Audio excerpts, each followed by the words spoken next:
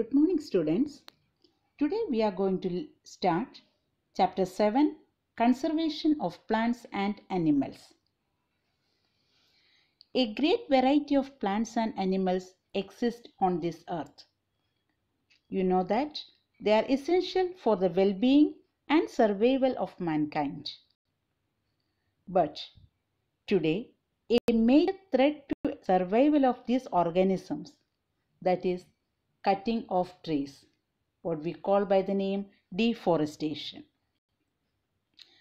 What does deforestation mean? Deforestation means clearing of forest and using that land for other purposes. Because after cutting trees, these trees they are used for many purposes. And the different purposes like procuring the land for cultivation.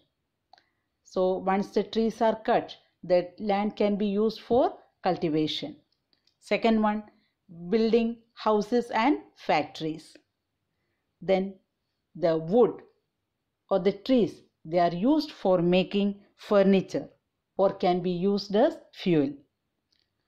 And there are some natural causes also for this deforestation. They are forest fire and severe drought. They also cause deforestation. And we can see what are the consequences of this deforestation. Deforestation increases the temperature and pollution level on this earth. It increases the level of carbon dioxide in the atmosphere. And as a result of deforestation, the groundwater level gets lowered and rainfall decreases and also the fertility of the soil decreases. And the chances of natural calamities such as floods and droughts also increases due to deforestation. These are certain consequences of deforestation. Now, how this forest and wildlife it can be conserved or the conservation of forest and wildlife. So, to protect our flora and fauna and their habitats, protected areas like sanctuaries, national parks and biosphere reserves have been earmarked. Then, this plantation, cultivation, grazing and felling trees and also hunting and poaching are prohibited in these earmarked areas. So they are the protected areas called as sanctuaries, national park and also biosphere reserves. Then what are sanctuaries? Sanctuaries are the areas where animals are protected from any disturbance and also their habitat is protected. National park, they are the areas reserved for wildlife where they can freely use the habitats and natural resources. Biosphere reserves are large areas of protected land for conservation of wildlife, plant and animal resources and traditional life of the tribals living in that area. Students, to protect this forest and wildlife, apart from our personal efforts and efforts of the society, the government agencies also take care of the forest and animals. The government lays down rules, methods and policies to protect and conserve them. Wildlife sanctuaries, national parks, biosphere reserves, etc. are protected areas for conservation of plants and animals present in that area.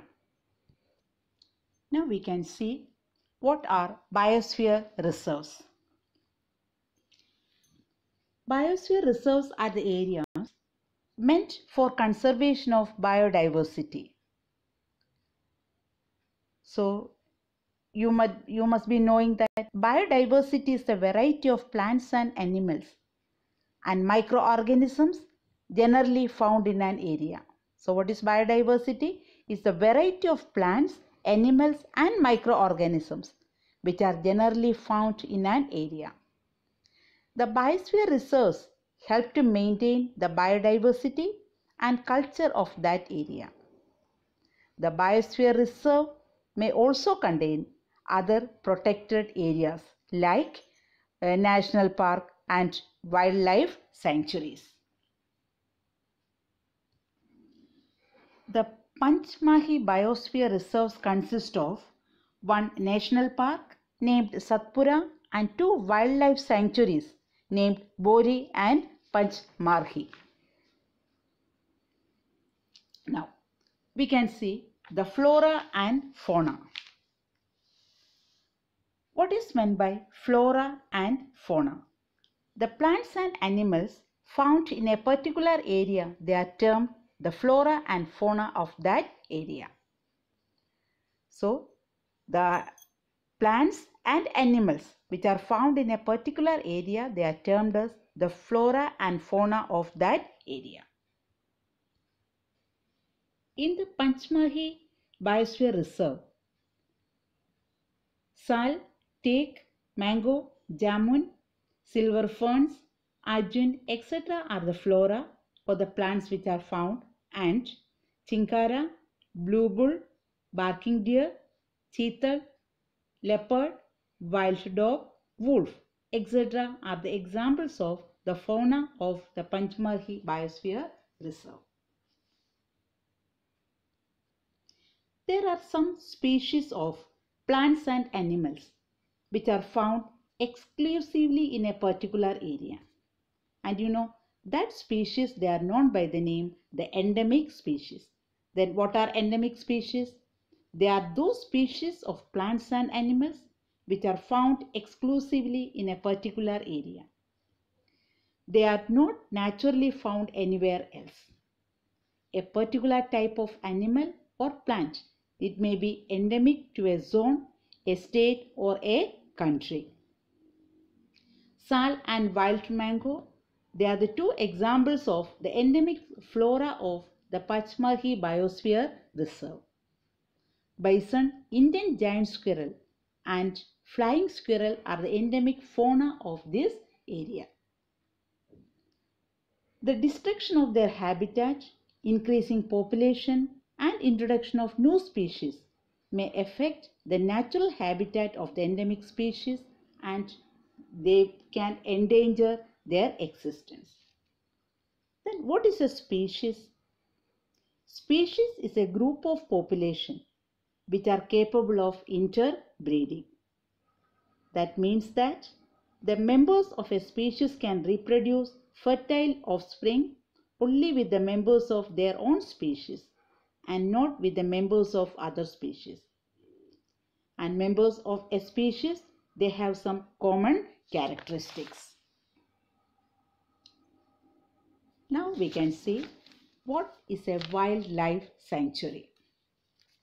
We have already seen that sanctuaries, they are areas where animals are protected from any disturbance to them and their habitat.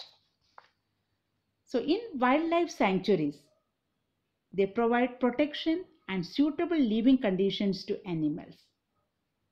Killing or poaching or capturing of animals is strictly prohibited in wildlife sanctuaries. And you know, some of the threatened wild animals like black buck, white-eyed buck, elephant, golden cat, pink-headed duck, gharial, marsh crocodile, python, rhinoceros, etc. They are protected and preserved in our wildlife sanctuaries. And Indian sanctuaries, they have unique landscapes like broad level forest, mountain forest and bush lands in deltas of big rivers. And you know, even protected forests, they are not safe because people living in the neighborhood encroach upon them and destroy the animals and also the plants. Now, what is a national park? Areas reserved for wildlife where they can freely use their habitats and natural resources that is called a national park. And these reserves, they are large and diverse enough to protect whole set of the ecosystem. They preserve the flora, fauna, landscape and historic objects of that area. Satpura National Park is the first reserve forest of India. The finest Indian teak is found in this forest. That means the finest Indian teak is found in the Satpura National Park, which is the first reserve forest of India. And children, you know, to protect the tigers, a Project Tiger was launched by the government in our country. The objective of this project, it was to ensure the survival and maintenance of the tiger population in our country. You know, tiger is one of the many species which are slowly disappearing from our forest. But the Satpura Tiger Reserve is unique in the sense that a significant increase in the population of tiger has been seen there. Once upon a time, the animals like lions, elephants, wild buffaloes and Barasinga were also found in Satpura National Park. And the animals whose numbers are diminishing to a level that they might face extinction, they are known by the name endangered animals. So what are endangered animals? The animals whose numbers are diminishing to a level that they might face extinction. They are known as endangered animals. And children, you know, the small animals, they are much more in danger of becoming extinct than the bigger animals. At times, we kill snakes, frogs, lizards, bats, and owls ruthlessly without realizing their importance in the ecosystem. By killing them, we are harming ourselves. That means by killing these small animals, we are destroying our ecosystem. They might be small in size, but their role in the ecosystem, it cannot be ignored. They form part of food chains and food webs. These small animals, they are a part of our food chains and also the food web. Then what is an ecosystem? So ecosystem, it consists of the plants, animals and microorganisms in an area, along with the non-living components such as climate, soil, river deltas, etc. This all makes the ecosystem. Now, the record of all these endangered animals and plants, it is recorded in a book, and that book is known by the name the Red Data Book. So what is Red Data Book then? Red Data Book is the source book which keeps a record of all the endangered animals and plants. There are different Red Data Books for plants, animals and other species. Now, you must have seen some birds. They come to different areas as the climate changes, or even to Gujarat also we can see some particular birds. They visit in certain particular times, and such birds, they are called by the name migratory birds. They fly from one area to the other for their survival due to climatic changes, and this is called by the name migration. Then that is the migratory birds, they fly to far away areas every year during a particular time because of climatic changes. They fly for laying eggs as the weather in their natural habitat becomes very cold and inhospitable. And birds who cover long distances to reach another land, they are known by the name migratory birds. Then what is migration then? Migration is the phenomenon of movement of a species from its own habitat to some other habitat for a particular time period every year for a specific purposes like breeding. That is called migration. Now, about deforestation.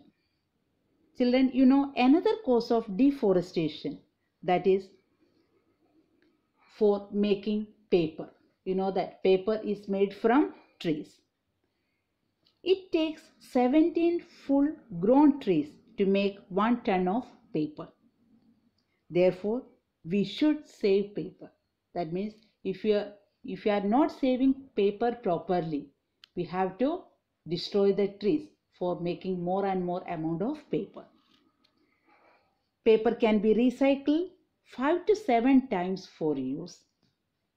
If each student saves at least 1 sheet of paper in a day, we can save many trees in a year. So what we have to do is, we should save, reuse used paper and recycle it. By this, we not only save trees but also save energy and water needed for manufacturing paper. By saving paper, we are not only saving only trees, but we are saving the energy and also the water which is required for manufacturing this paper. Moreover, the amount of harmful chemicals used in paper making, that also will be reduced. So then what we have to do is not deforestation but reforestation. Deforestation, you know, cutting of trees. We should not do that. But instead, we have to plant more and more trees. Afforestation or reforestation. That is the answer to deforestation. It is reforestation. Reforestation is restocking of the destroyed forest by planting new trees. The planted trees should generally be of the same species which were found in that forest. We should plant at least as many trees as we cut. Reforestation can take place naturally also. If the deforested area is left undisturbed, it re-establishes itself. In natural reforestation, there is no role of human beings. That means if you leave the deforested area as it is, after some time, it re-establishes itself without the help of human beings. Children, in India, we have the Forest Act, Forest Conservation Act. And you know, this act is aimed at preservation and conservation of natural forest and meeting the basic needs of the people living in or near the forest. So, what we have to do, it is, if we have to retain our green wealth for future generations, plantation of more trees is the only opinion. So children, don't destroy the trees. So instead of deforestation, we have to do reforestation. Plant more and more trees so that we can protect our environment. Thank you.